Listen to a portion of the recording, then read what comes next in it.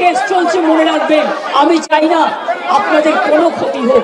আপনাদের দিদি হিসেবে আপনাদের কাছে আমি অনুরোধ করতে এসেছি। আমি মুখ্যমন্ত্রী নই, আমি মুখ্যমন্ত্রী হিসেবে বলতে আসিনি, আমি আপনাদের দিদি হিসেবে বলতে এসেছি। হ্যাঁ, আমি চিফ মিনিস্টার আছি, আমি একটা পার্টিও বিলংস করি, কিন্তু আপনাদের কাছে এসেছি as a chief minister, as a elder sister, এবং আপনাদের আন্দোলনের সমব্যথী এবং সমসাথী। তাহলে আপনাদের অনুরোধ করব, আমার কথা শুনুন। আগেও আপনাদের সমস্যা আমি সমাধান করেছি এবং আবার আমি করবার চেষ্টা করব। আমাকে একটু সময় দিন। আমি 26 দিন অনশন করেছিলাম, মনে রাখবেন। সিপিএম গভর্নমেন্ট ছিল পাওয়ারে, একদিনের জন্য কেউ আমাকে কথা বলতে আসেননি, কিন্তু তা সত্ত্বেও আমি এসেছি। তার কারণ আমি মনে করি আপনাদের কাছে আসা মানে এটা নিজেকে ছোট করা নয়, এটা নিজেকে বড় করা। আপনারা আলোচনা করুন, পরে সিদ্ধান্ত নিন। আমার এটা লাস্ট চেষ্টা আপনাদের জন্য করে গেলাম। বাদ বাকিরা যদি আমার উপর ছেড়ে দেন, আপনারা জাস্টিস পাবেন।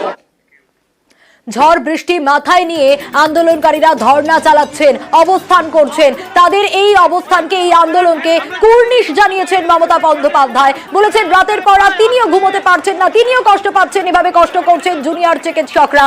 পৌঁছে গিয়েছিলেন অবস্থান মঞ্চে, সেখানে গিয়ে আন্দোলনকারীদের এই আন্দোলনকে কুর্নিশ জানিয়েছেন তিনি। কি বলেছেন শোনাবো।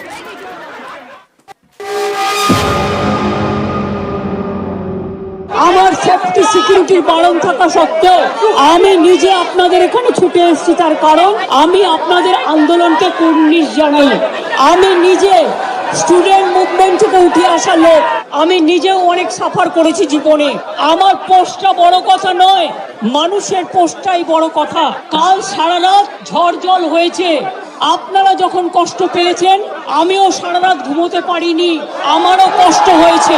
এই ঝড় জলের মধ্যে আপনারা যেভাবে বসে আছেন, আমার মানসিকভাবে কষ্ট হচ্ছে। আজকে 33 দিন 34 দিন আমিও কিন্তু রাতের পর রাত ঘুমাইনি, কারণ আপনারা যখন রাস্তায় থাকেন আপনাদের জন্য আমাকেও কিন্তু পাহারাদার হিসেবে জেগে থাকতে হয়। অনেক কষ্ট পেয়েছেন, আর কষ্ট না করে যদি আপনারা কাজে ফিরতে চান, আমি আপনাদের প্রতিশ্রুতি দিচ্ছি, আপনাদের ডিমান্ডগুলো আমি কথা বলে সহানুভূতির সাথে আমি স্টাডি করব, আমি অফিসারদের সাথে কথা বলবো।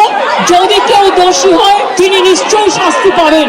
যদি আপনাদের আস্থা ভরসা আমার উপর থাকে, আমি কথা বলে সিদ্ধান্ত, অন্তত যদি কাউকে দোষী পাই আমি নিশ্চয়ই নেব।